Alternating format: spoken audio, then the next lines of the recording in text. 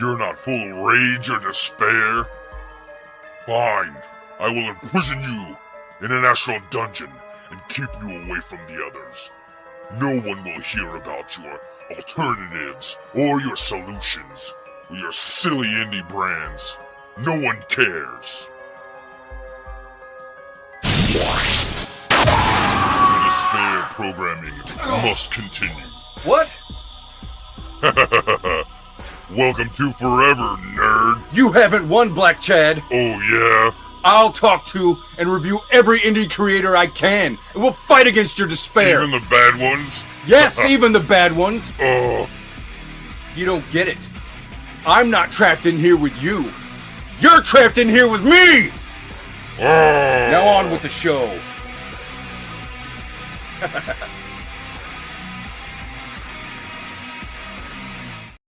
Yes. Hail, nerds. Hey. What is up? Howdy. Yeah. You like that beginning? I love it. You've been on the show since I started running that one. So No, but I've watched it. It's really cool. I love it. It's fun. Let me look in the chat. And yeah, Corey Barton, except 2 days ago. That's awesome. Yeah. So, Just bring anyways, the girls on. He'll pop in. Yeah, start showing babes, hot babes. Babes. All right, so today we are going to read through and review The Lucent Waking Dream by the good old Mr. Michael Bancroft. I guess before we get to that, anything you guys want to kind of talk about? What were some of your thoughts before getting the book? Like, what did you think of when you were hearing some of the ads and the hype? The hype? Howdy chat. You know, when he was drawing it and before it came out and you actually read it. Here's the kicker for me. Like, I missed all the hype. I missed all the advertisement for it. I missed, like, it wasn't so much the creator as, oh, okay, like I saw the book and I was like, that looks cool. Gotcha. Yeah.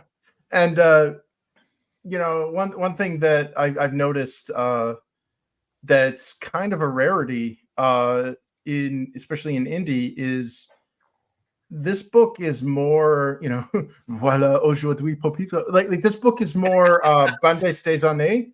It's very story, like European style storytelling, definitely, rather than a series of action shots that are stitched together, which is what most Western comics are. And I really appreciate that. And that's kind of what drew me in. It was like, hey, look, I'm not getting like jacked out of his tree muscle dude in like, you know, derivative costume beating the crap out of someone. I'm getting an actual story. And, you know, it's a female protagonist. It's very, you know, very cosmopolitan. Like it's got the, you know, we got the mental illness haircut in there, the black chick in the hipster bar. But like, it's not like, it feels like a living world. It feels like like I read a movie. It doesn't feel like I read a comic, if that makes any sense. Yeah, it was cinematic for me too.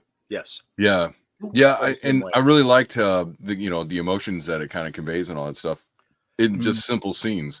So just with the colors. But anyways, let me go ahead and present arms. Let's see. Window. Boom. So I mean, you guys. Well, Chris, you know, I have a hard time with StreamYard sometimes. So let's make sure this works. There we go. I'll see it. I'll see it. Right. So originally, we were kind of sweating a little bit because it's like I have a physical version. And anyways, so I went and I checked my emails. Like, did I get a digital as well? And I did not. But I did see that I had like a shirt that I was waiting on. I was like, hey, what's going on? So he did contact me and he sent me this digital version that I could read through and review on the show. So thank you, Mr. Bancroft. I appreciate that.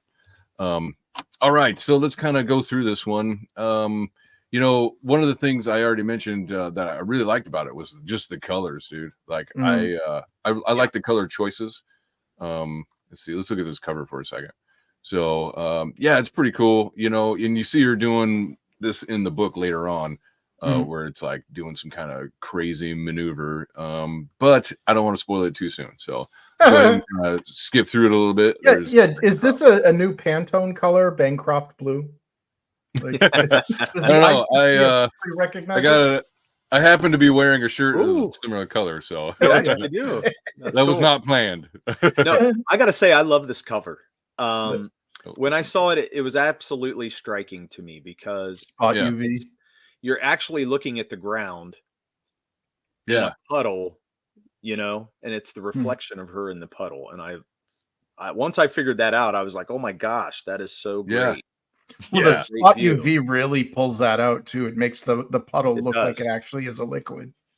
Yeah, I thought that was very clever. Really clever, for sure. So I love the cuneiform stuff. My kids will roll their eyes, but I love ancient history, and that was one of the things that attracted me to the story. Was the mention of like ancient Sumerian and shit like that. I'm like, you had me at ancient Sumeria. So. One in me is dark, Illumine. Yeah, John, and that's Paradise Lost, right? I believe so. Yeah, Milton did Paradise Lost, I believe. They mentioned Paradise Lost in the story, but anyways, Bancroft got a big brain, so he's out here. He's like the Levant. First of all, he's mentioned in Milton. A lot of people don't know what the Levant is, but basically, it's a portion of the Middle East. So it's where my people came from. Well, half of your people, right? Yeah. Half all right. So we open up and we get this really emotional scene. At least I found it pretty emotional of father and son. The son's not doing too good. They're in the desert, harsh environment. I mean, look at the craggy face over here. Man has seen some weather, Yeah, and of course the son, he looks like he's got a disease or something. Yeah, he looks leprous, almost. Yeah, or smallpox or something that's gonna kill him. Right. Yeah, and basically we find out that like their bloodline is cursed, kind of deal, from an even more ancient time or something like that. So, or great grandfather. There you go. And it's not really clear, at least to me, what's going on here. Which is cool. A lot of this is built around mystery. My interpretation of this was that he was taking his son away from a village because he's infected, and he's bringing him to go die somewhere. Mine was like I thought that they were going to go somewhere to be healed. Like, oh, I'm taking him. It does. You're right. It does feel like he's like going out into the desert to basically say goodbye to his son. That's so heartbreaking. Oh my god, guys. Yeah, it mentions that like. Others were afflicted, like it spread or something. And it's like, wait, what? Where is it? God, there's so much text. I'm like trying to, But our people did not yet know, as we do now, to banish the cursed. And in turn, the evil was spread among them. Only scattered were spared its wrath, i.e. like a plague, like. Yeah. So, everybody had to separate. Yeah, get out of here. Right. Yep. Let's see. And then so what did you think about some of the and Dirk, maybe you have some info on this. Sure. Like with the panels and the layout and everything. It's really I guess broad. He's got a lot of big shots and everything, but he also has these really good close-ups too. What did you think of some of the panel work? Well, I felt like it was easy to read. So to me, it flowed very well. I think he did a very good job with that. And he does very well at his landscapes, I feel like. Cityscapes and then the landscapes. I feel like he does very well with that. Yeah, I agree with that. Anyway, we'll see some of his cityscapes later. But and I don't know. I like you can just hear the crunch of the foot on the sand, Yeah.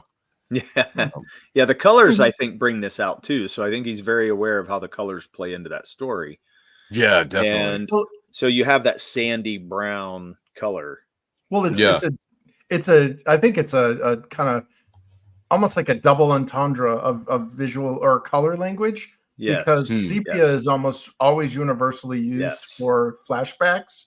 Ancient, and this is a primer, a flashback to, our present day. Very much. Yeah. So. Good point. Yeah, I like that. So then we come upon this, which I thought was supposed to be like a healer or something. I don't know. And he comes in and he's like a scholar of some kind, or maybe a mystic, maybe not a scholar. I don't know. Dude, that is a necromancer or something. Like you've got a human skeleton, you've got a human nervous system, and you have a flayed corpse. Yeah, this is a man of science, I guess. Like science, yeah. Where are the bones? Did I miss that? In the bottom right there. Oh, I see. Yeah. And a nervous system. There's a nervous system there. Nervous system, or maybe like veins and shit. I don't know. Yeah, maybe it is. Well, I see a brain, so I was just, but like, it reminds me of ancient Jewish hermeticism. You're gonna get it kicked off of YouTube. Well, even Egyptians used to do this kind of stuff too. You know, with sure. I mean, they knew how to embalm and they knew all that. Like they would transplant the organs and put them in urns and things like that. So sure. Yeah, and it's so I see a bunch of tablets. So this is obviously still BC and all that stuff. 3800 BC. Yeah, it's all cuneiform, which means it's Sumerian or Babylonian or something that's that old ass shit. Yeah, maybe it's like or something, but like the wheels kind of confuse me. Like, yeah. Why is that?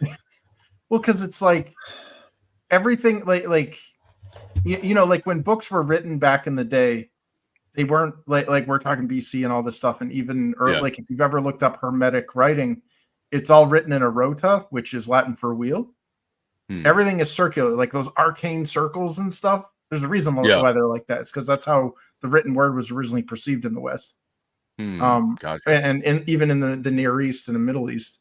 But the fact that he's got wheels there, like, maybe he's not like just a mystic, but maybe it's like a man of science. You know what I mean? Like a precursor to an engineer. Because look, he's got like a ziggurat like thing in front of him. Yep. What's up, Everly? Yeah, I'm digging that whole ziggurat stuff. It's pretty neat. Let's see. I just ordered this a couple of days ago, and I'm looking forward to it. Probably won't stay too long because I don't want the spoilers. Fair enough. That's fair. At least hit the like. Kahuna absolutely loved it. Yeah. We'll get to that. All the good parts. Let's see. 1 second. I gotta juggle through windows. All right, let's get through it a little bit more. Yikes, huh? You got a body over here. Bloodletting happening. Yeah. Is he a good guy? Is he a bad guy? I don't know. So it looks pretty evil, nefarious to me. Potentially, or just a man of curiosity. I guess, yeah. But I mean, the body's there, and the blood is just coming down the sides of it. You know what I'm saying? Like, seems like a waste. He's doing something with it. Yeah, probably. So my question is who the hell built all this stuff? Like all this stonework and all that? That is not an overnight kind of deal. No, you got these giant, these giant doors with the cool old Sumerian art on it. Yeah, that's neat. So this is that cave that we just looked at where the bodies are. This is just what's up above it, right? So it's well, he walks down the stairs. Yeah. That ziggurat was in front of him in the first panel. Yeah. So it's probably like over here, I'm guessing. No, to the left. If you look up, you can see where the building starts to. It's the temple almost goes straight up into the cave. Oh, here. Yeah. Yeah. Well, then here we see him walk down. Yeah. To the door. Anyways, all right. So then he cracks open, and is the Lucent. So nice opening scene. We get it's very emotional with the dad and the kid and all that stuff. So and then here he is. Man, look how big I do not fear the long night. Back then it was a lot of reincarnation belief. So I imagine he would not be afraid. Here we go. Yeah, story and art by Bancroft, edited by Joe Thunderbuns. That's Thunderbuns, isn't it? Yep. Yes, it is. And then lettered by Eric Weathers. Sweet. Yeah, I had wanted Eric when I first kind of was hearing about CG and all that stuff, and I saw that he was, I saw him as a letterer. I was like, let me see if I can pick him up. But then he just like took off. I was like, well, never mind. Yeah, I've been maybe not. I like for my manga edition, I'm actually lettering it myself, and also the alternate edition because I can't afford multiple letters. But I'll tell you, Eric's videos on lettering, typography, like the whole thing. Great. Yeah, he even gives links to I think it was Blambot or whatever to give get your hands on some of the free fonts. Yeah. So we used Eric for Ballad of the Celestials. Nice. Yeah, and he was great. He was great to work with. Did an excellent job for us. Yeah. See, and that was a little bit before he kind of took off. So got picked up by July, and I don't know, he's just everywhere. It was before July, but it was actually after he had done Cyberfrog. So he was already working with oh really? See, I didn't know that he did Cyberfrog. That's yeah, he was him. Yeah. Yeah, he was actually one of the first that I followed, oddly enough. Yeah. So, all right. So we go from one flashback to another one. This one's a little bit more current. Now, normally, I don't really care for flashbacks. Like they say, flashbacks and dream sequences. Don't do them, right? But I do them both. Yeah, it's back to back. No. So, but I don't know. I don't. It makes sense here. I don't dislike it here. So it's not wasted. If that makes sense. Well, yeah. I almost feel like the opening was more of a prologue than a flashback. Yep. And this is your actual flashback. Now we're into it. Yes. Yeah. So we got this dude doing fucking crazy jumps off of stuff. Matrix. Yep. Not really sure who he's talking to. Don't get followed. His earpiece. Right. He's got a little watch. Look at that detail. Love it. That's really good. Because he wasn't an artist before he did this, right? He wasn't an artist or whatever. I believe he had a web comic. I Okay. believe he had a web comic before he kind of dove into the deep end of print. I remember him talking about he did like a skating magazine or something way back in the day. So cool. Yeah, he's a bit of a was it a rollerblader? Oh yeah, that's right. The inline skater. and poker player. It's a bit of a rollerblader. Yeah. Anyways, all right, let's see. So we learn about the person that he's fleeing here. Yeah. He called the Marshal or Le Maréchal, the French. Maréchal, yeah. Yeah. Where does it say that? Right there. Oh, okay. Yeah. So he's like the Maréchal, the Marshal. Yep. Yeah. So that means that this guy's like an enforcer or kind of a shady bastard when we get to know him later on in the. Oh yeah, definitely. The door squeals like a stuck pig. I love it. The last text makes no sense. Upstairs, plug up the sink and turn on the taps. Oh, he's reading his mobile. Yeah, it's what the hell does that mean?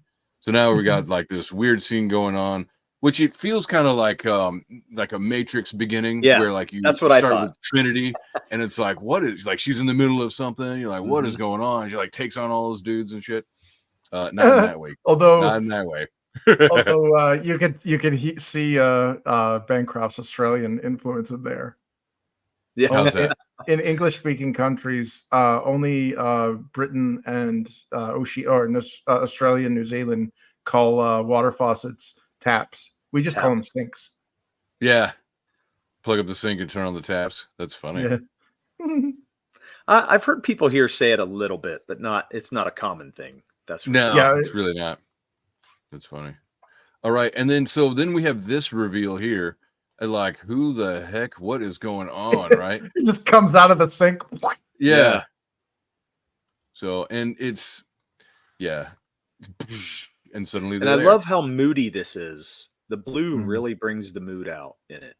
Yeah, I agree. I think that's a really good theme choice for the book that he went in. Yeah, very much. Yeah, is the blue language for the dreamscape or for the magic use? Because you'll see later on after the Immolation Man, it goes back into that blue, and water seems to be a very heavy theme here as well. It's always about water. Yeah. All right, so we're kind of finding out who these guys are. So this guy, This really looks like who's that? Colin Farrell. Is that long-haired blonde Colin Farrell? That's funny. I just thought that was pretty funny. Yeah, and then so this guy's must be Alexander. Yeah. We're meeting all these people. We're not really sure what the hell is going on yet, even who this guy is. So, any thoughts so far? Ginger root hand. Yep, ginger root hand. There it is. Well, this is actually the improved hand, right? Yep. No. Because the other one used to look like the ginger root. So I know I got the magnet for it. Yeah, me too. Looking forward to checking back on this stream after I get to read it myself. Yeah. Nice. Good night, dude. Take it easy. Yeah. And thanks for coming by and saying hi. That was really nice. Yeah, man. So, all right. So now he's like, no, get away. So what is their relationship? What are we getting out of this so far? There's a secret society that they both belong to, and they're being hunted by another society, or possibly just Le Marechal, who's like the Uber Mensch or whatever, who is clearly well, he's clearly vastly superior to these guys. He's got him scared. Yeah, I mean, scared enough to be like, if this guy's got like if he's got you in his scent, you're dead. And where he basically has this little girl, as his next target. It's the Terminator, essentially.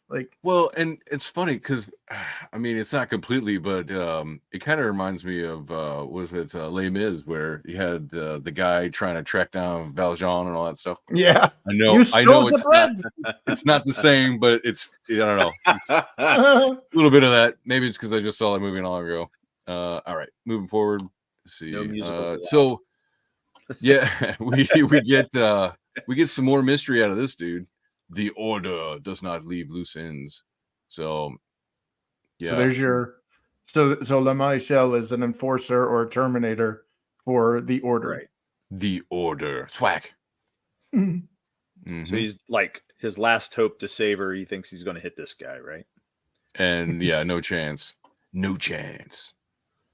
Yeah. And then Colin Farrell's like, "Whoa, dude, I was wrong." Oh shit! Marechal has caught their scent. Yep. Yeah. Intro the found us. Intro the fucking. Look at the raindrops on that in that panel. Look at the raindrops. Hitting the floor. All I can think of is that scene in The Matrix 2. When Neo and Smith were fighting. When I love that effect. But I do think this is, I mean, this has definitely echoes of that, but I feel like it's also its own thing. So it doesn't totally draw me out of it, but it just reminds me of the Matrix. Right. It reminds me of better times. It gently reminds us. But man, I love the coloring on this, and those raindrops are it's just beautiful to me. It's good art, man. Yeah, it's well done. All right, the child now. Nothing is more important. So everybody's freaking out. They're like, "Oh shit, we gotta go." They have to separate. I'm not sure. He's just in action. He's like, "Let's go." Man, that girl's got a shiner. Look at her face. Yeah, dude. Shit. Looks like we only had to tell her once. Yeah. She's obedient now. Yeah. Anyways, Papa. So he hears all this water stuff again. Not really sure what that's about. I think the water is like if you think in magic terms, these are like almost like hydromancers, and the water medium is it allows them to teleport or scry or whatever they're doing. Yeah, it's not really clear because it seems like it's the real world. I guess we don't really know. Maybe this is a dream, in which case things like that would make sense, where you can travel through, I use the drain as a portal to get around. Although in a dream, I'm not sure you would need to do that. Yeah. I like this panel right here. It's here the Mario Brothers stuff. Which one? I like the one where the Marechal's back beside him, or behind him, I mean. Yeah. It's great. Space is always enshrouded. Yeah. Yeah, I like it. What did they sell you? Hope? Revenge? just to snatch her away again and leave you here for me. How cruel and foolish. Oh, he didn't like that. He's like, the bitch. Mm-hmm. None of that matters anymore. Yeah. So not really sure what's going on. Why, dude's got a boner for him. But that's all right. We like a little mystery. See, and you people plus it's like just the mooding, just all the moodiness of this, the emotion and everything really comes out of the page, for any problems somebody might have with the artwork or whatever stuff that it's kind of out of my wheelhouse. I will say that just the emotion, storytelling is it's up there. It's already at it's already telling you what to do. It's like shit. Yes. Just to reiterate, like to echo off of your sentiment about the artwork, or like, the storytelling of the artwork. Like, for example, one of my favorite comics is The Crow, James O'Barr. Oh, yeah. And the version that I have, the art is atrocious. Like, it looks like it looks like something I did. Yeah, it looks like something I could do in high school with like a ballpoint pen. It looks really bad, but the story is amazing. Yep. And that, to me, like, how there's always that debate, what's better, art or story in a comic? Hands down story. And I'm not just saying that because I #writer, but I'm saying that as if you have an awesome, like, if your art is gorgeous, but your story sucks, congratulations, you have a picture book, and people will lose interest real quick. That's but true. If you have a shit art, but an awesome story, there's always remasters. There's always remakes, Well, it's like you were saying, I don't want a bunch of action scenes strung together, like randomly strung together, and then like, superhero yelling at a villain or whatever. Like, I want some story. I want characters on the next Dragon Ball. Real. Not saying, I mean, all that stuff has a place, like you were just pointing out. That's true. But I don't know. I appreciate it here. With the emotion is really good. Well, it feels like stay on this panel just for a second, if you could. Sure. How he makes Le Marchal move. You can see his previous movement to where he's at in the air. Yeah. And I think that's really hard, but I love how he does it here because it's a little different than what most people do, right. When you see Spider-Man do it, because they did a lot with Spider-Man when he would tumble through the panels. Or like Daredevil. Yeah. Yeah. He makes him almost ghost-like, in this one. But yeah, I thought about that when I first saw this panel. I was like, I'm surprised he didn't do like a little side panel showing where he was, and then the main panel where he's at, kind of stuff. But I think he's trying to show speed, so it's almost ghost-like because he's so fast. You're just bullet time remnant of where he was. Yeah, it's like to show that magical effect or whatever that these people have. In a still frame, you really can't capture bullet time. Right. And I think this conveys that. Like, I think so too. You can see, if you notice the water and everything, it's kind of not moving. Like, I think we're seeing Le Marchal in real time, and I'm seeing the guy that just screamed at him in slow-mo. Yeah, right. Yeah, that's true. So do you guys know who the Lucent are yet? No, I don't know anything. Magi? The people who have seen the magic. Oh yeah, did I say hey, what's up, Murph? I'm not sure. I said hey. Wait, is that you or is that Murph? It's actually me. Okay. You're funny. All right, 1 second. Let me pull this back up. All right. Thinking about being in two places at once. Yeah. So he gets his ass handed to him. Yep. He basically gets a foot through his guts, enough to make him puke blood. Throw up blood. Shit. Yeah. Yeah. It's a good contrast too with the blue. Like, like you notice it's more of an orange than a red. Yeah, I do. Yeah, that's I think that's a really good because if you were to look on the color wheel, I bet that's the complementary, like the most likely. Yeah, the red would be too much. Yeah. Well, the red, if you never put red on blue because it does something called chromatic aberration, where your eye is trying to reconcile which color is coming forward and which color is receding, and it gives you a headache if you look too long at it. Yeah. When it's orange like that and it's got that off blue, you're not going to get that. So I think that was a really smart choice. I don't know if it was conscious or not, but that it works out really well. It does. I mean, it stands out. It works out. You think you can catch a ghost? You'll never find her. He didn't like that, did he? So he's gonna brain him. Ooh, blood splatter. Yep, get a little blood. Love it. He said, I don't know if he wanted to show speed. You do a bunch of superimposed translucent images between the two figures. Yeah. Yeah. I just think there's a lot of interpretations to that because, you'll see different panels. I know we've used it in our book too.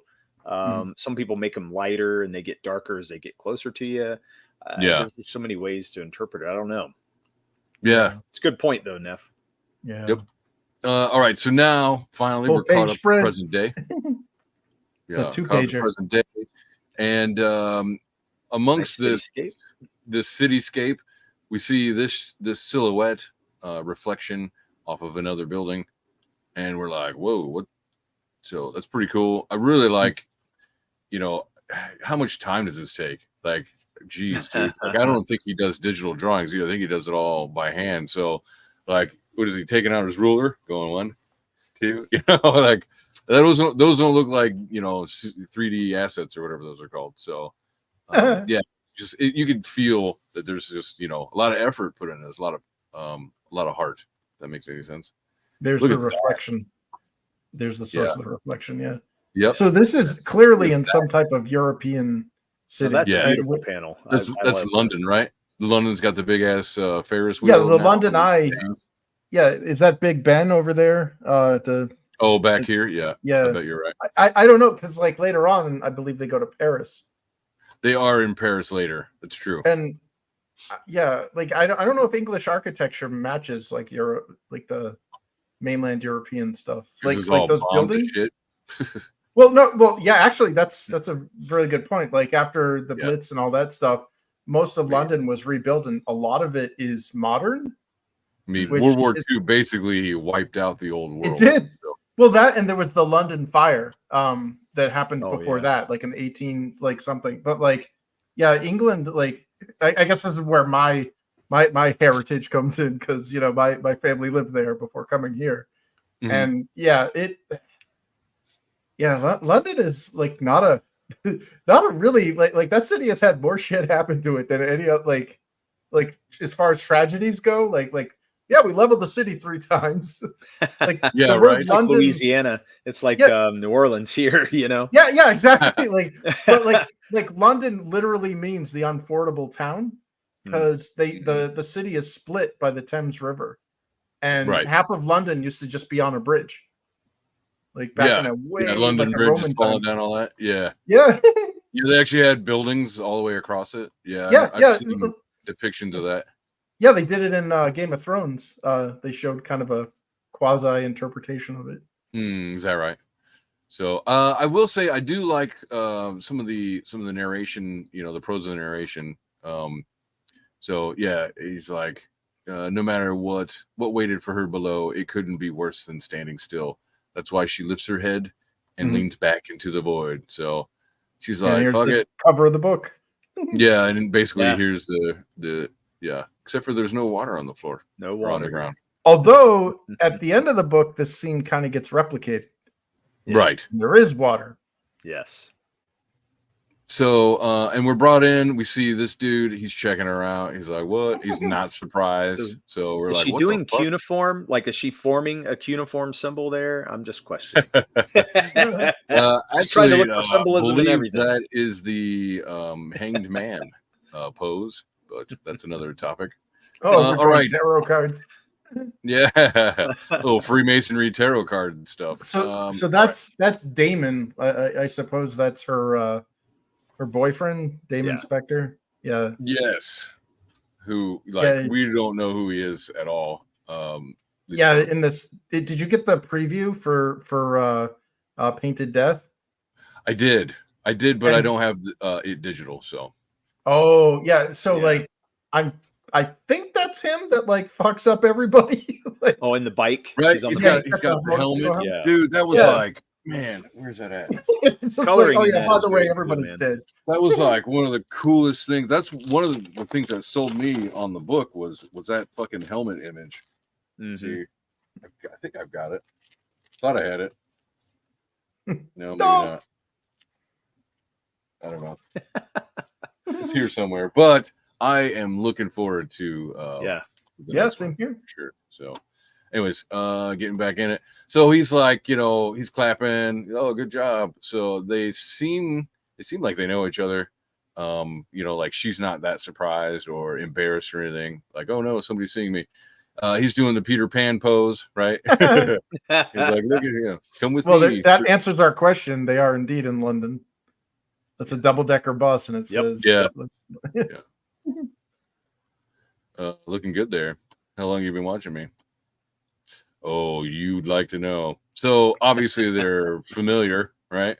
Mm-hmm. And it's still like, what is going on? Like, yeah, and then finally people recognize that they're like standing in the way. Nobody seemed to care that she jumped backwards or that he was sitting on the bus, so something's weird, right? It's not normal. Something is off. Right. I like how they just treat the cops like a joke. Just like the real London police. Yeah. Teach you to not carry a gun. He's not Somalian. What do you mean? Yeah.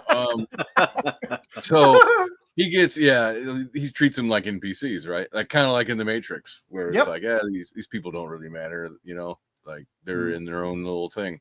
And then so they're like, oh, let's race. So he keeps it lively. What's up? So there it is again. There's the ghost move again. Yep. You know what I mean? So it's that movement thing that he does, and I like that. I don't know. It's just his own interpretation of that again. So yep. It may not be show speed, but it show. No, I love it. I think it's a great way to do it. So yeah, at least we see that he's traveled. I will say that I think the only thing that kind of throws me off, and I'm not sure if he means to do it this way or not, but like whenever these powers are used, it's this almost translucent white, but it's also like there's no sound effects, right? So I don't know if you meant to do that like on whoosh purpose or not. Yeah, like a whoosh or just any kind of little sound effects. Well, what sound effects do they especially use? When, here, like flip or something like something. But here they are racing. He's keeping it spirited as they race across London. Apparently swinging from lampposts, so that's normal. Yeah, and I mean, not having read all the way through it, you're kind of like, you get the idea that there's going to be some fuckery going on, and this feels like a dream. First of all, let's stop and appreciate some of these landscapes that he's done. Yeah, I think it's great. Yeah, this reminds me of Daredevil, Elektra, and the Man Without Fear when they're and they're bouncing across the city together, and really cool. Okay. I know it makes me wonder if Bancroft was like on a helicopter tour with like a camera if he ever visited London, because like could be he's all like it feels like we're following the visual progression of a similar street, if not the same street. Yeah, and it's like, is that Google Earth? Like you know what I mean? Because you don't pull that out of your mind. Yeah, you can't pull that out of your mind. That is something that needs reference. And I bet we could find the buildings that he's referencing here, which is awesome. I'm not saying that that's a ding against it. It means that the man did research into the city. Right. Yeah, he wanted to make it look authentic instead of just off the top of his head. All right, and here we go. Color choice is gay as shit. No, I like it a lot actually. Because I think that's mauve. It feels like a setting sun, So and this is so yeah, nice. There's all those warm colors and everything. And then it gets pinker. Like here is even pinker than the other ones up above. So and then they just jumped the English Channel, and now they're in France. Right. Yeah. Wait a minute. Is that true? No. They don't show that. They were in London, and now they're in London. Yeah, they've jumped. I guess I missed that. That's all right. No, this is the first cue that this race has been going on for a little bit of a tick, and now they've landed at the terminus of the race, and it's in some French park in Paris. Yep. Which is weird because like. The thugs that we'll see in a moment, like they're all English speakers. So I don't know if that was a choice, as in I didn't notice that they went to France already. I thought this was London still. Like they didn't say that they had jumped the channel. So here we go, a little pornography going on here. No, just kidding. I don't know if you young men know. Yeah, you young men know about this, but this is making out in the park. Some of this is kind of corny. It reminds me of my young emo self. He says, "I swear you'll be the end of me. I've never been closer to destruction than when I'm with you." And you know, whenever I've said something like that to a girl, they're like, "That is corny as shit." But it makes her melty. She fucking but this isn't. Yeah, the point of the writing like this is that we're not supposed to be in reality. Right. We're supposed to be in his universe, and yeah, I like that. I like like I like when it's cheap. Like, you know, when somebody has no idea how to talk to women and they write romance, you get something like Star Wars Attack of the Clones. You know, you're not like sand, you're soft. But like when you're trying to create like you know, a romantic environment and you do go over the top cheesy or whatever. Yeah, dude, chicks love this. Like, we're not the demographic for it because we're dudes, but like, a woman can read this and go, okay, yeah, this is, you know, I expect Fabio on my cover, damn it, you know. Like, but it sells. There's a reason, and I like the fact that we're seeing multiple markets being, I don't want to say catered to, but there's something for everyone basically in here. You're getting, I agree with this. We're in it for the Matrix stuff and the esoteric stuff. And suddenly now we get into romance, and it's like, oh, cool. But you know, yeah, that's fine too. Yeah, yeah, definitely. That's more a part of esotericism than I think a lot of people understand. Anyways, yeah. So he obviously knows where her button's at, and good for him. I found it. That's what the Lucent is. He knows where the G spot is. Yep. Knows how to get her going. All right. Oh, hey, yeah, you got him in. See. I thought hold on.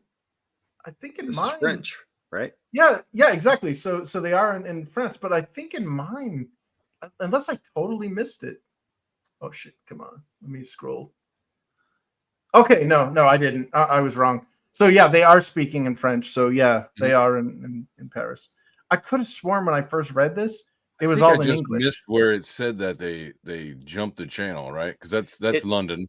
You don't need to. It was a montage. Yeah, like the first inclination that they're not in London anymore is that establishing shot. Look, there we go, right here. Yep. Yeah, it's fucking Eiffel Tower. Yep. Yeah, good point. I don't know. I'm dumb. I need to be told. So, right. Well, no, that's so weird that I thought this was all in English. Yeah, just the way you remembered it. Yeah, it's so weird. Okay, because I remember. You know, this is. I think this is for, you know, like his wife, because I know his wife had spent some time in France. I'm pretty sure. Yeah, she like speaks French or something, right? Yeah, isn't she French? Yeah. And they visit France from time to time, I thought. So he's at least talked about a few times. So I think this is kind of a throw back to that. Sure. That. So again, we got really strong colors. You know, I really like the coloring throughout the whole book. Really just enjoyed all of it. All the pink highlights and everything is just perfect. You know, it's on the bad guys over here. You know, his shading and everything is right on. I just noticed something about that middle panel. If you get the Painted Death preview book, look at the cover and look at that pose. Oh, okay. Really? Yep, I remember that. Yep. Yeah. Very cool. Yeah, and it says quite a bit, you know, just the emotion here. You know, they see danger. He doesn't look scared. She's concerned, but not scared as well, you know. So, yeah, it's just really. Well, then she says, "Yeah, don't you know not to speak to strangers who can kick your ass 6 ways to Sunday?" That's what she says, actually. I know you speak French. Okay, I don't. Here we go. Right. English speaking superiority. You're dead. 2 words. Je vois. Yeah, okay. Okay, Frenchie. Anyways. This is so weird, dude. Like, when I first read this, I totally forgot that, like, somehow I must have tuned out the French. and just read the yellow parts. Yeah. Because I had to. I'm looking through the book now, and I'm like, what the hell?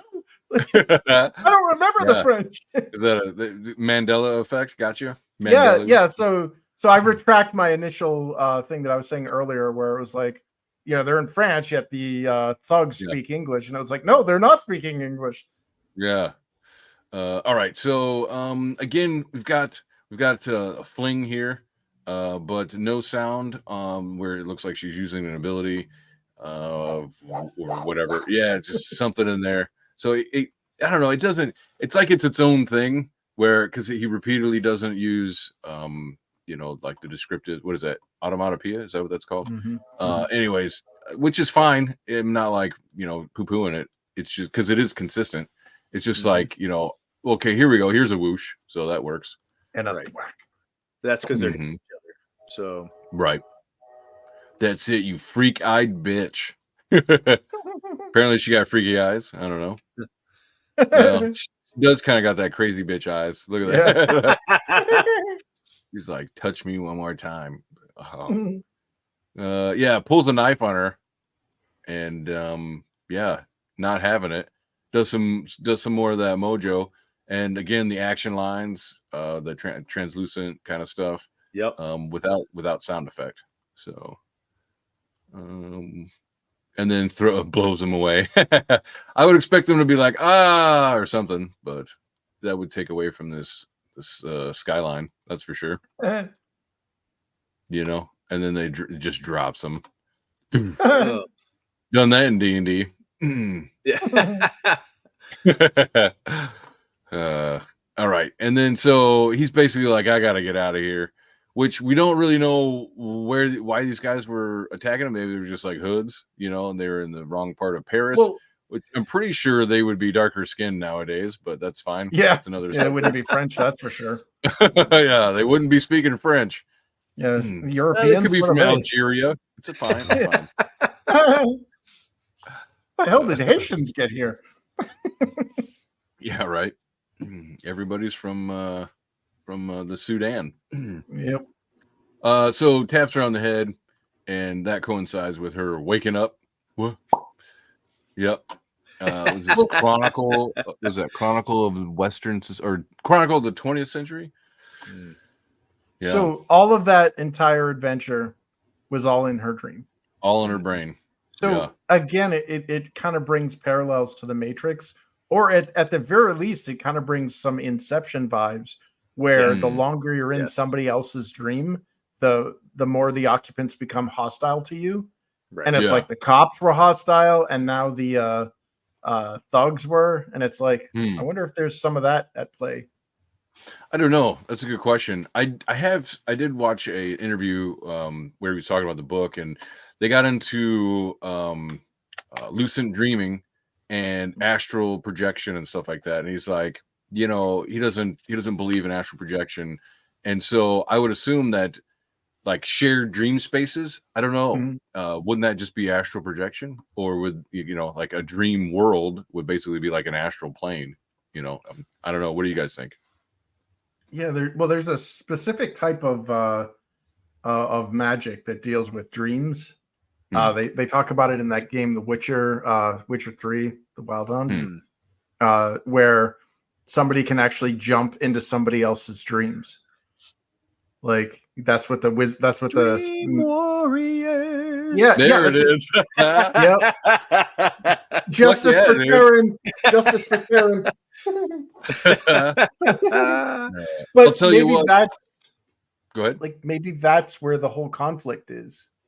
You know what I mean? Like, right. What if, like, I'm still like, I've read the book multiple times now, but I'm still not sure if the battlefield is in the dream or if the battlefield is brought into reality. I know they make mention of it, but it's like, is the Order, is La Marechale, are they just dream wraiths like Freddy Krueger? I mean, kind of the vibes I was getting is that the dreaming is like an ability that you can combine with reality. So you're able to manipulate reality using your lucid dreaming ability, right? So like if you guys have ever lucid dreamed before, which you mean lucid? Sure. Yeah, you mean lucid. Yeah, the lucid dreaming. That's what I meant. So, like, if you ever done some lucid dreaming, then it's like you're aware. Like, it's basically like you're awake in your dream. I wish I could. Dude, it's supposed to be ultra real, right? Yeah, like I wish lucid dreaming worked for me.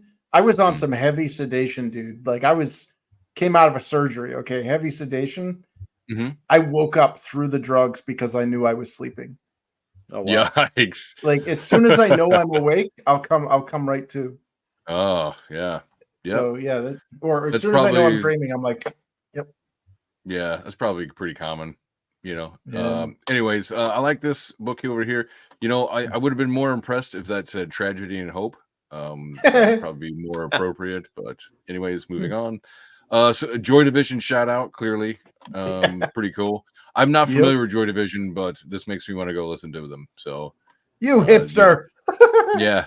Just to get kind of understand the vibe a little bit better. I think it's cool. Like one of the things I liked about who's it, Neil Gaiman will put in, music references in his stuff all the time. Oh yeah. Like who was it? The Dream Guy in one of those books, or a few of them, like they'll put on the jukebox. Yeah, Sandman. They'll put on the jukebox, and like you'll have like a full couple verses of song, and it'll match the scene. Yeah, I enjoy this stuff. Maybe it's a little cheesy or tropey now, but no, I love that. I like it. I just remembered. It's called Oniromancy. That's okay. Yeah, that's the dream magic. Wow. What kind of etymology is that? Greek. Like all like mance means Greek, is a Greek word. So is necro. And like you don't say like terramancy, you say geomancy, because geo is Greek for earth. Yeah. So all you got to do is just look up some Greek word and then mancy, and you basically have a magic type. Yeah. All right. So we meet this kind of, I don't know what kind of personality type. Like you got hipsters. Just like a hipster. Her and her boyfriend hipster? There. Yeah. Well, that's the thing. It's like, I initially saw this and I'm like, oh God, what is it? LAFT or LAFTH or whatever. Look at that freaking hipster. But it's got dark chick with a mental illness haircut and all this stuff. And I was immediately prepared to hate her. And then I started reading through the interview and reading through the book. And I'm like, actually, no, she's just a bookstore owner. Yeah. She's just, she got a nice rack too. So that's helpful. All right. So I also like Dracula. This. I like the references that are in this scene. So like Animal Farm, good, Orwell, Dracula, Phantom of the Opera, Watchmen back here. I'm not sure what that is. I can't really see it very well. But yeah, it's pretty cool because it's like when you see a movie, or I guess in any kind of work of art, it's like, is that what it is? And so at the top, it's not a mistake. Like whatever's on screen is in there for a reason. Yeah, it's all deliberate. Yeah, it's all staged and it's all deliberate. So that's cool because this is a huge, nod to a whole. That's Sandman right there, right? So yeah, it's just a huge nod to a whole bunch of stuff. So that's great. Love all those stories, by the way. Yeah, Alice's Adventures in Wonderland. I knew somebody who claimed to be a descendant of that Lewis Carroll. Yeah, Lewis Carroll. Yeah, they had a huge tattoo on their back that was all Alice in Wonderland. They're probably just mentally disturbed, but that was the story. Anyways, that's a whole nother subject. So here we kind of get to see their relationship, which I don't know. I liked it, but it felt like the dialogue here was missing something, like down in this panel. I think it could have maybe went a different way. Not that anything bad came out of it. It was just like there was something kind of like left unsaid. And then we get this really nice reaction panel, which I really like this panel of her. Yeah. Because she's having this conversation with her friend. Clearly they're friends and coworkers, and at least in some capacity. And then she's not convinced, she's a little concerned even. So she's like, that bitch crazy, because she's not talking about. She's talking about the literal man of her dreams. It's having another dream, and we spoke French. And it's like, yeah, that's nice. Yeah. It's like, oh, you're crazy. That's fine. Or maybe she's like, you're lonely as shit and you need to get some, you know? Yeah, right. She comes off kind of sexual. I mean, not like overbearing or nothing, but she's like, oh, naughty ones, I hope. Tell me everything, you know? Right, so she's kind of teasing her and talking sexually and stuff. So, all right. I cannot pronounce that. Was that? Is that Marylebone? Yeah, sure. In a secondhand bookstore. Yeah, and there's the hipster boyfriend. Hey, look, he's ethnically appropriate for London. I do like how he looks, though. I think he's cool looking. Yes, he's your hipster. He's got the nose ring. Like, where's my macchiato? Hey, you know what? Though? Whatever gets him fucking laid, I suppose. Yeah. Right? It's like that's how a lot of men are. It's like they'll do whatever. If the women like it, they'll dress like it. You know, look at the 80s where everybody looked like fucking girls. You know, so let's not forget that part of the 80s. Look at the 2020s where everyone looks like a freaking. Everyone looks like. Oh man. Yeah, it's like, well, I identify as whatever will get me. Just laid. A side note, we were just watching "We Are the World" documentary on Netflix tonight. Oh, nice! Before this, and it was a big throwback to the '80s. And oh my god! And you know, my wife was pretty young in the '80s. She was like, when "We Are the World" came out, I think she was actually 4 years old, which is my god, I'm old. Yeah, I know, like 11. 5, sure. Yeah, I was gonna say I was definitely a lot older than 4. Oh man! But she goes, man, the 80s look so foreign to me. She goes, I just don't get it. Everybody was dressing so futuristic and weird, and I was like, yeah, that's really what they were doing. It was kind of futuristic. You know what's funny is all right. So that pulls up a thing. So, what's that Van Halen song? It was like. Blue-eyed murder in a sci-fi. I thought it was sci-fi dress, but it's size 5 dress. Oh, so like for a long time.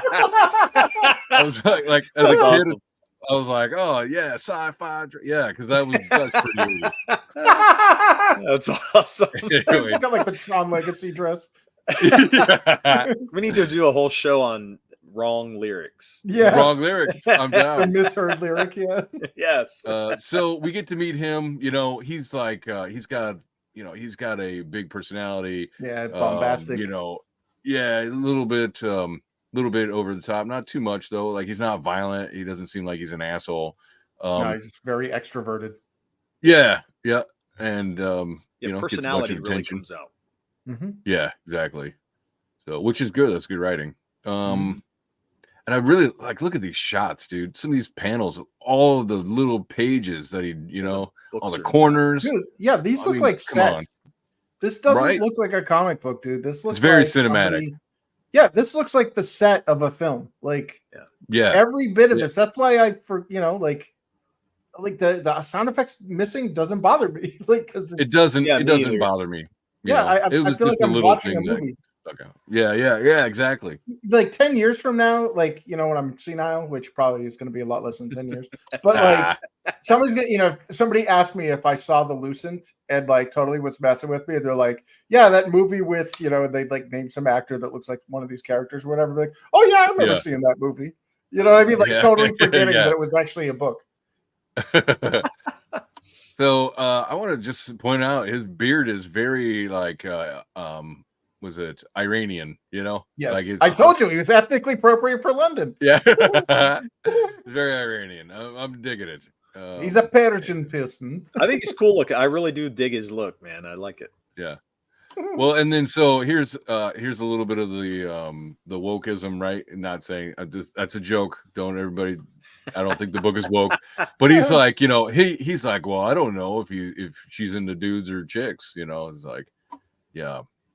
Well, she doesn't wear a rainbow flag, and her hair is natural, so that's a tip off. Well, he's stripping a chick with a mental illness haircut, so he's kind of. I don't blame him. Like he's like this. Chick usually would go for would be a carpet cuisine connoisseur. Crazy, kind of I love it. Crazy hot, good in bed scale entered the chat on that one. So she's probably just a demon in the sack. Let's be honest. All right. Yeah, and then so we see her kind of like going through her day.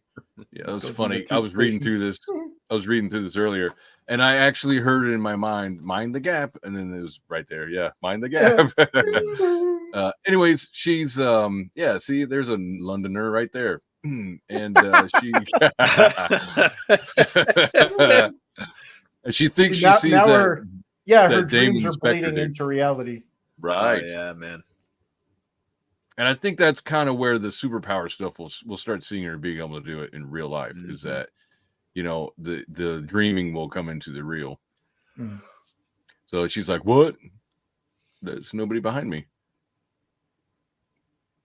What is that? Whoa! Behind her, what's going on? Like, oh, okay. What's that? That guy looked like he was. I don't know. The black chick that was standing next to her was like, "Oh, $5, right?" Oh God. Well, it's because that man's shoes on the bench. He's sitting down, but his shoes look like it's like the back of her legs coming back. Yeah. Whoa, right like here? She's on her knees, but it's actually his feet. Oh yeah. Shit, just right there on the bus. Okay. Yeah. Tangents, Bancroft. Tangents. Don't make tangents. All right, and then so she, you know, we see East London. So she's arrived home. This little scene was just to show that, like you were saying, bleeding between, you know, is he real or what is going on? And then here we meet, what is this, her granddad? This is her grandfather? No, this is the guy that rescued her in the flashback. This is the one that that's right. They got her out of there. Yep. The hat guy, right? The hat guy. The hat guy. Yep. The one that caught the pipe. He's like, he's the one with the yeah. He's the one with the ginger root hand. Yeah, so we get to see their relationship a little bit. He kind of comes off as like he doesn't want to put a lot of effort into shit. Look at the color scheme though. We got back into the sepia color again. Yeah. Kind of going through, and then we find out about her past here, where it's like, you know, her dad, but not her. There's no mention of her mom in these pictures and stuff like that. And it's clearly a sore subject. And he talks about how, I like this panel between here and here. I like that. There's a lot said right there. And anyway, and we find out that she, or that, you know, she basically shut down after losing her parents from that traumatic fucking I told you to shut up with the black eye. And so yeah, and then we get a lot of that here, where he kind of like he explains a little bit of it and his own guilt and demons. What's that? Yeah, just to go to this. So I know that there's been a lot of negative feedback for people who have a gargantuan amount of dialogue in a single panel. Like there's that famous Marvel one where it's like Colossus or Eric Larson. Wasn't there like an Eric? It was like a Savage Dragon one. It was like a it's like freaking 90% of the page. Yeah. But the thing is the way that it's laid out here, it visually like it loops your eye to kind of observe, like almost like how the way the two come, you know, people, or I shouldn't say both of them, but the way that Ella would be like looking around, like I don't know if this was intentional or not, but the way that the dialogue floats around, it's like almost like smoke, and it's not that linear, like here's a heavy-handed procession of text. Like it's nice and floaty. Yeah. And normally this would be like a huge fail. Like if you like in most other books, this would just be a huge dump of dialogue, and it's like, oh, like, but I don't get that here. Like I think he mastered the. It feels like I mean, he also sets it up well. Like you know, first of all, there's a very limited dialogue. It's all emotion. It's very emotional, and then you're immersed. He comes We're immersed into the world right now, so that's what's done it. It's because he's dropped us into it, and I would say Eric in through the door. This is Eric. You know, Eric Weathers doing this too, because when you look at the art, you know, he's letting that art kind of be there. So you can see the lamp. He's not covering it up. You know, he only covers a little bit of it, but you get the gist of the scene. So I'll say that's one of the things that I like about Jose as well is you know, he in my book he'll kind of like as you're reading the captions, it feels like it's moving, like the pictures are moving in a way because of the way that the bubbles are, and it's a real thing. It'll trick your brain into thinking that it's almost animated or like there's movement in the scene. If I were a cinematographer and this was a shot that I was given, what I think these dialogue bubbles, the way they're broken up, the way that it conveys it, is it's like multiple breaths in between each of those paragraphs. So we're looking at a labored, like this is somebody that doesn't like talking or somebody that doesn't talk that much. So when they finally have that cathartic release, they're going to have a labored sense of like like look at the way it's laid out. Like Ella is in its own bubble. Yeah. And Ella. then there's a break. Yeah. And then when your parents were taken from you, ellipses, you shut down. No tears, no anger. I feared you'd never come out of it. Then one day you smiled as though you just decided that's what you needed to do. Again, now it's going into another thought. It's going into another thought. What I would do as a cinematographer, I would either slowly pan out or zoom out from that scene till it shows the frame of the door, or I would zoom in. One of those two. And I think that's what that single establishing shot represents. Like it's not supposed to be action. It's supposed to be a very intentional, dramatic, slowed down. Yes. Yeah. Like this is important. And like we're peeking into an intimate moment as well. Yeah. So, like a voyeur, like literally through the door. Yeah. Yeah. It's framed in there. And it's something that we talked about, I think, when we did the Fall of Man review, is like the dialogue, or maybe it was Ruthless, but it like the dialogue bubbles. When you got to have rhetorical breaks, you got to be able to feel where those are. And I think that he does it perfectly here. You know, like when it goes from subject to subject, they don't bleed together. You know, you can each bubble has its own point, and rhetorical beats is important. So, and I think he nailed it there, or at least he pulled it off. Put it that way. So then here's her rebuttal. She's like, "I'm not a child anymore. You should not have kept these from me." You know, and that's something like as a parent, you know, you are trying to be cautious of the things of mistakes, you know, things that that the child can, you know, have a problem with later on, you know, maybe not necessarily a grudge, but something that like, oh, you know, you didn't have to do that, or I wish this had happened instead. You know, as a parent, I don't want those things to happen. You know, like I want to be able to share everything with my kids, you know, within reason, obviously. And it's just kind of heartbreaking, you know, just like you should not have kept these from me. It's like, also like to play devil's advocate for him, old people perceive time differently than young people. Yeah, you know, in his mind, this chick just snapped out of her catatonia. Anything he says could put her back in there. And he, you know, and when you're older, you don't perceive how much time has really passed. You know, like for him, you know, it's a very short amount of time, a few years. For her, it was like half her lifetime. Yeah, it's true. Yeah, that's definitely something to consider with kids. It's like, you know, they're only like their experiences are only so much. You know, like for them, a year is a long ass time, depending. You know.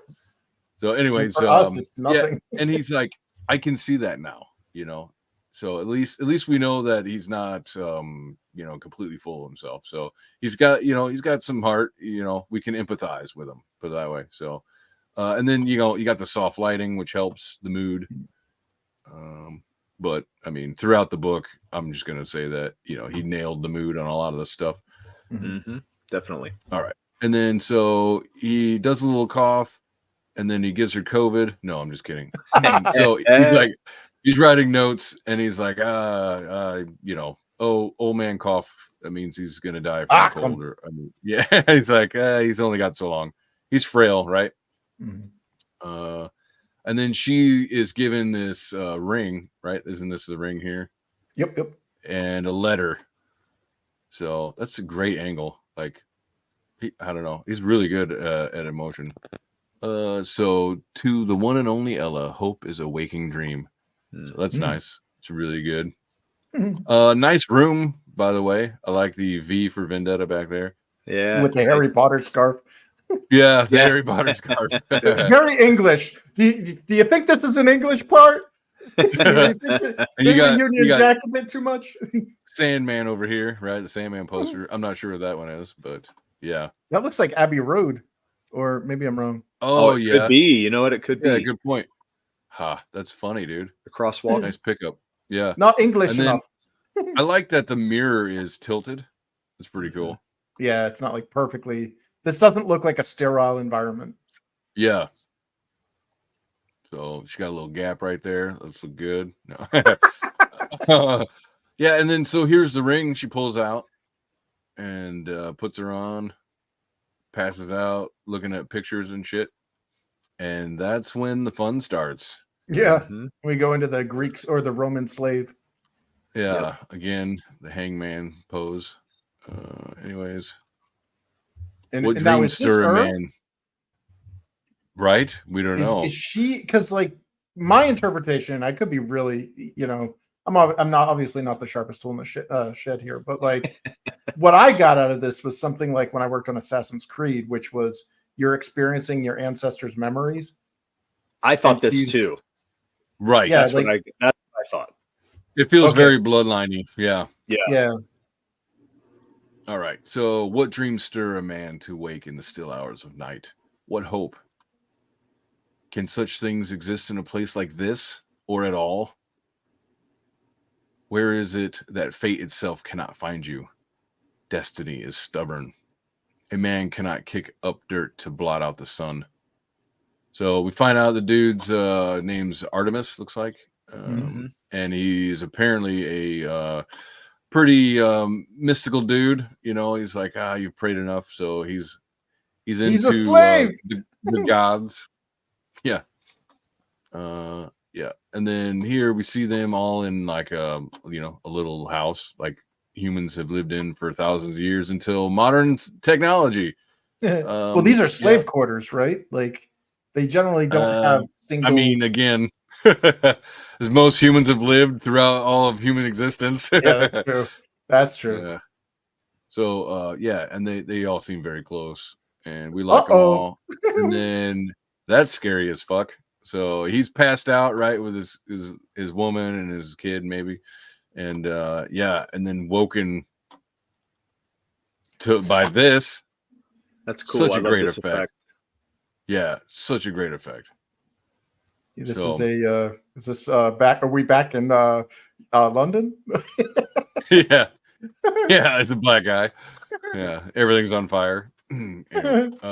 So I don't know. See, this has all got to be digital, right? That's all digital effects. Definitely. Be gone, demon. So he says, "We are no demon. We are Isham." Now, I haven't looked into this, and it doesn't ring a bell. Have you guys looked up what is Isham? Is that a made-up thing? These are Hebrew words, like Olam. They were talking about Olam means like, Olam means like eternity. It also means world. Like there's that famous, there's that philosophy Tikkun Olam, which is the shattered world. What a lot of Jews believe. I know he has a throwback to Gilgamesh here too, right? So with references to that, so I don't know if it is. I know Ishtam, I think, was in the Gilgamesh story, but I'm not sure if that's where this is actually referencing or not. What's up, Corey? Hey. Thanks for making it. I know you were a couple of days early, but we're here. Nope. so Isham is an Akkadian god of fire and the companion of Hera. Okay. So we're getting into Mesopotamian stuff. Yep. There you go. Your Lord was the one who chose you. It's like, shit. I don't want to be the chosen one. I was a chosen people. Wait, what did he say up there? Did he say you're worthy? Is that what he says? Oh, I'm not. I am not worthy. Yeah. Okay. Yeah. It is all are worthy. Rests the fate of all mankind. It's like, wait, no. I just want to die with my family, dude. Bro. And then some kind of magical fire. Yeah. Not really sure what he does, but he basically But he basically gets teleported away. Yeah. He's out in the water. There's his village, we're assuming, in the back, and then he's like, no. Where'd y'all go? Unfortunately, so these guys look very Roman. Yeah. Which I think for 3800 BCs. Well, no, wait. when was this? This is after 3800. This is it must be. This has got to be Roman. Yeah. Yeah. So, they don't really give us a time here, do they? No, they don't. All right. Well, this is brutal as shit. They just fucking slay these guys right here. And this dude's just standing there soaking it in the blood. I don't know. He's like, no. Oh, man, are you serious? So, oh, damn. Okay, so brutal, go back dude. up. Bancroft, why you do it like that? he was actually up in the water. He was in the water, right? Watching this? Yep. Yes. And now he's there in the middle of it, trying to hold on to them. I wonder if that's the dream part. I wonder if the water so is too. Part. Yeah, because now he's back in the water, and then it goes back to them killing him. But or is was he removed and that the Akkadian god, was possessing him? Mm-hmm. Oh, they're worthy. He's like, what? Now all the legionaries die. Yeah, bro's like, what? I'm just here for the money. And nice. Water becomes fire. Yeah, I love that. And he's like, I'm out, dude. Yeah. Fucking paparazzi. No. He's like, all are worthy. Yeah. Dude's had a better day. Look at this guy. Oh yeah, that sucks. And then we've got more mixture of fire and water. No, but then it reverts back to her. Mm-hmm. So again, I think that was her wet t-shirt. Yeah, shouldn't we see some nipples? No, está los nipples. Come on, Bancroft. Where's the nipples? Yeah, these panels copied and pasted. Yes, they are. They're all Corey, one. All right, Damon, help me. Now, I don't think we've heard his name before, have we? Like, she didn't say it earlier, did she? I don't remember. I'm not sure. I think she might have. I think she did. Yeah. Lightning strike. Yep. With fire in it. So this is very kind of I don't know, like where is she, right? Now we're seeing what is it? God. Ira. So here's this being that comes up out of the water and and basically just takes her away. Portals her her into West End London. So we return to London. Or was she just sleeping? Lightning strike, this is like great effect. This is really cool. Good. And it was a selling point of the book, in my opinion. Like seeing that kind of stuff on the cover. The new cover, that he did. Mm-hmm. I love that. I don't know. You guys can see. Yeah, that's cool. It's got that whole lightning scene right there. So that's really cool. Yeah. Yeah, that's the cover of the second printing, isn't it? Yes. I bet you're right. And then also here again we've got the translucent lines and lines. Effects and all that stuff, but no sound effects coming from it. Yeah, because if it's all in if it's in bullet time, you probably don't want to display sound effects because you know what I mean. Like I don't think she's existing in like I think everything just went into like the who the hell is that filmmaker that does everything with a blong. You know what I mean? Like she just popped into existence, and then everything is in slow motion, being blown apart, and we're not hearing the actual explosion or anything because when it's not happening in real time, it doesn't make the same sound. Yeah, no, that's totally fair. That's totally legit. And she's like, "Oh God, he found the G spot." Yeah, break that back. Quickening. You know what I mean? Yeah, be only one. And then we see from a cafe or something, right? Cafe over here, maybe. He's like, Ella. So he didn't expect to see that. And whoever that was that rushed up out of that water and teleported her or, ported her through the water must not have been him, right? Right. No, it was one of those Akkadian gods. It was like we're assuming. Well, because look at so the way that it turns and looks at her and stuff. Yeah. That's not. I don't know. I mean, my interpretation of it was we're looking at basically gods. Like the fire god there is Isham, and then there's this one called Ira, which is the god of mischief and mayhem. And I don't know if it has an element associated with it. He didn't tell us all of that, so no, I know, but we're not told who the water guy is assumption right now. It's all this is all speculation, and that's a good thing. I mean, that gets you to talk about the book. It is a mystery, which is fine. I don't mind. My thing is in that closing scene. Yeah, I'm not sure if she just got knocked into a dream, and he, and Damon was there, and he's like, "Hey, fancy meeting you here," basically. Or if this is the actual Damon, that right. He's like his whole time, like if we were to see through his perspective. Her?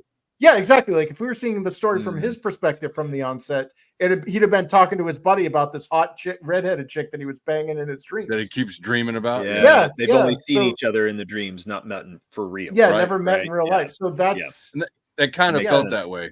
Yep. Yeah. So and then this part, which I don't think is in my it's copy. not in the second printing. Yeah, so this was really cool where he interviews the different characters, and he makes a little statement about it, about I wanted to get to know them, and apparently this is a part of his process. Totally normal writer kind of process, and I really enjoyed it because you get to know them, like you were saying earlier, Chris. You liked her even more after you kind of like got to read her interview. So. Yeah, I initially I was getting ready to hate these characters because I'm like, goddamn mental illness haircut. You go, girl. And then you actually get to know the character, and you're like, well, actually, it's not really that bad of a character at all. So yeah, for sure. And then here he is. He's like, here's my offer. No, he's to offer me. You receive this. I receive that. All right. But wait till you get to La Maréchal. There's a little bit more with him than I remembered. See, 1, 2. Yeah, he's got quite an interview in there. Yeah, he does. And then here's this dude who we barely. No, what would you call him? Colin Farrell. Yeah, was it Colin Farrell? Alexander. Wait, Alexander what? Renstrom, and he is La Maréchal. Sorry. No, La Maréchal is always enshrouded. In fact, it's kind of funny. Alexander was in the room when they did the water portal stuff at the beginning, where they came up through the sink. He was the one holding her. Okay, the tall guy. Yep. He was taller. Mm-hmm. Yeah. Well, yeah. See, when they get to the Maréchal, you don't even see his face. He's Colin Farrell guy. see, this is where we get to the Terminator. Here's the Le Maréchal. Yeah. Will you please get to the point? And he's left in the dark and all that stuff. Yeah, intentionally enshrouded. Like the interviewer actually asks him to come into the light, and he's like, "No, I prefer it back in." Yeah, I'm not gonna. He said, "I am a very private person." Yeah, feel you, buddy. I feel you. Wait, why does he have an umbrella inside, which we assume is inside? Obviously, this is like a liminal space or something. Damon Spector. And it's cool. We get to see him, like appropriate name, Damon Spector, because he's mysterious and he's got like ghostly kind of powers with dream world shit. So yeah, and back to the cuneiform. I don't know. Ooh, there we go. There's the ring. Rings. What is this? Is that the rape whistle? What is that? Oh, okay. It's a ring. Yeah, that's the ring that the guy in the opening had. Oh, okay. Yep. So, all right, let's hear it. What do you guys think? Let's get some exiting interview questions. I loved it. I think it's immersive. I think it's moody, which I look for in a comic. I want mood. And hey, what has he got against pink skies? Oh, it's great. There's no pink everywhere. Yeah, that's awesome. No, I mean, for me, it had everything I want. If it's not going to be real action packed, it had good action in it when there was action. But it wasn't jam packed with it, which I'm okay with. I like to read things like this. Don't get very many comics like this. Nope. Well, here in America, fun to read something like this. Yeah, it's fun to read things, like it. Yeah, this was a bande dessinée.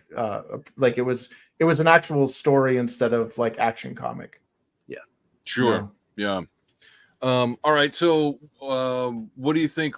What do you think the next one will be like? Similar? Do you, what kind of questions do you want to see answered?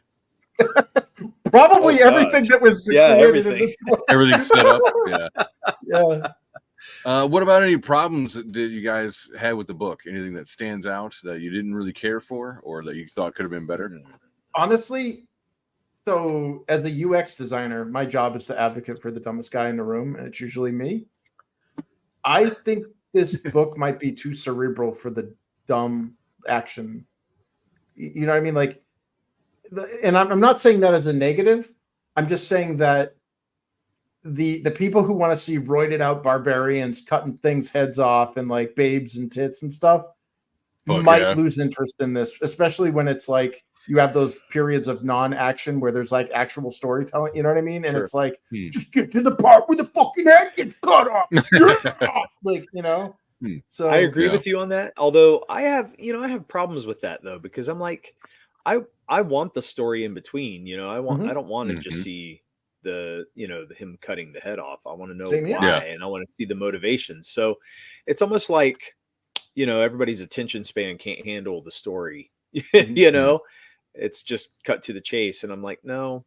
And this is not like a 20-page comic. So you're not just trying to get 2 scenes of action and then it's over with. And then you're done. Yeah. Yeah. Well, it definitely has like the Nolan vibes, of what is that? Inception. Like it very much feels like Inception and Matrix, definitely influenced. And influence. And I wouldn't say like an homage or rip off or anything like that. No. It gives those. Yeah, exactly. It's like, if you like those things, you're probably going to enjoy this.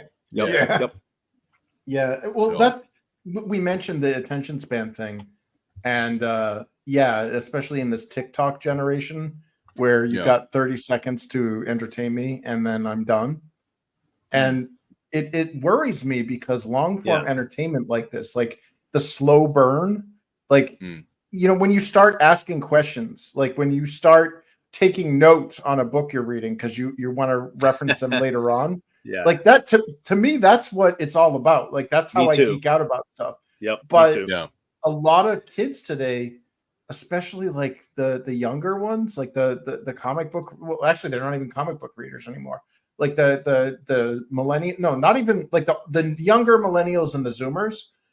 Yeah, will get like a few pages into a book, and until they see like something sexy or something violent, they're like, I'm out. And it's like, oh man, not worth seeing right now. Yeah, and it's I don't want this to go away. I want more of this. Yep. So how do we get that? Like, that's a good question, man. I think we just got to do it, and you got to make things good and get it talked about so that it builds a cult following. Yeah. Pimp out the Lucent to anybody you know. Yeah. So really though, you've got to let people know that it's out there and everything. But as from a writer or creative kind of perspective, I know that not everybody's going to be into, the high fantasy of Immortal Rising. Oh yeah, I get that. It's not going to be for everybody, or the art style or something like that. But for the people who are willing to at least check it out, I think they're going to enjoy it in the end. So, and I feel the same with this book. Like, if you like a more cinematic kind of book, or one that is, takes time to build, mystery and story, and mainly the emotion, the emotions in this book, really push it forward for me. I really, because like the coloring and all that stuff, I think that he did a great job with all the coloring and the themes and stuff like that. So I will say my only critique, and it's not really like necessarily a big critique or anything, but something that I keep hearing is like, these indie books, they need to have self-contained stories per book, instead of leaving it cliffhangered open into the next one. Like, I don't agree. You can have a bigger overarching, story, but individual stories per book are good as well. Why they say that's that? Not what I did, but I hear what they're saying. Yeah, that's not what we did. But I didn't do it either. And they, a lot of people said, "Well, I wish it wasn't a cliffhanger," and I'm like, "No, we're telling, it's in a 30-page comic, man. It's not a graphic novel, so it's got to have some cliffhangers because we're moving the story beyond that next. Yeah. Right. And we want you to hang, you know, we want you to like go, ooh, what's going to happen next? That's the point. Sure. Well, that's well, we put things in our book like this, you know, we planted seeds for things, or we had little things in there that are not, you know, explained. And it's like, we don't want you to know everything in the first book. We want you to have to stick around and watch it unfold. That's the fun of it. Yeah, exactly. I want you it's to called a be in there. procedural. It's a procedural versus an episodic. Like, it's like Lord of the Rings. You know, everybody loves Lord of the Rings movies. When you go back and watch, man, look how much has to unfold in that whole thing before we get to the end. And then finally we're brought back to where they're at the, you know, Mount Doom and ready to kill the ring. It's like so much has to happen before all that. That's what we're doing. Yeah. Well, and I like all the setups in this. It leaves a lot of really good mystery. Like it's very good on the mystery stuff. It's like, well, who is that? What is, you know, why are they doing this? And who's chasing her? And why is she so important? Yeah. Well, it's J.J. Abrams' Black Box, but done in a good, good way. The mystery box, man. You got to keep it a question. It's like you can't just go, you know, and tell Logan's story right off the rip. Everybody wants to know why Wolverine is the way he is. But they should never mystified him. Yeah, they should have never told that story. Because what hooks us is that we never know, right? That's true. That was a driving force. Well, that goes on a theme of magic too. Magic is an esoteric art. It's never meant to be fully understood. It's not a science. So that's why magic is so much more like, you know, has so much more of a draw. Like around the world, everybody, you know, people have science, but like ancient cultures, like storytelling around the campfire, shamanic stuff, like that's the more pervasive thing. And there's a reason for that. It's that mystery. I think mystique is the biggest thing that you can play with. If you can keep a mystique about a character and keep people hooked, it's like Boba Fett. We were so hooked into Boba Fett, man, until they revealed everything about him, and he had that speech impediment as a kid. Ruined it for everybody. Right? I'm not Boba Fett. Helmet off. We're like, what the hell? Yeah, before he was like that dusty bounty hunter, and then it was like, no, I know too much now. Never meet your heroes. You know? Yep, never meet your heroes. I love that. But so the bad guy is mysterious. He seems intimidating. So that was well done. You know, I like the girl. She seems, you know, confused, but she seems like a good person, and she seems surrounded by good people. So, I don't know. Yeah, talking about the patriarchy. Like, well, you know, I go back to Anakin again. You know, a lot of my references are Star Wars still, but it's like, you know, she's not a whiny ass bitch. She's just working through this, and this is like real hard to take. You know, so well, and I will say, you know, if this ever gets like picked up and for development, you know, at Netflix, sorry, goodbye redhead. It'll be a black chick. They'll have Amita there as the main character. Black lesbians. Here we go. Yeah. Instead, instead she'll be the main character, right? And then the redhead will be the whiny. Anyway. Anyways, any last words? Otherwise, I think we're good. This was fun. I love it. Man. Yeah, this was good book. Interesting world building that he did. Kudos to Bancroft. Fully recommend. Yeah. Tell your friends. It was one of it was one of the highlights out of the books that I bought last year. So me too. Yeah, and we'll be buying the second one and probably the third one if the second one's anywhere like this one. So I really enjoyed all that line work that he did. Holy shit. That really stands out, like we were saying earlier. It really does. Yeah. All right. I guess that's it. We'll wrap that up here. All right. All right. So until next time, nerds, enough talk. Enough talk.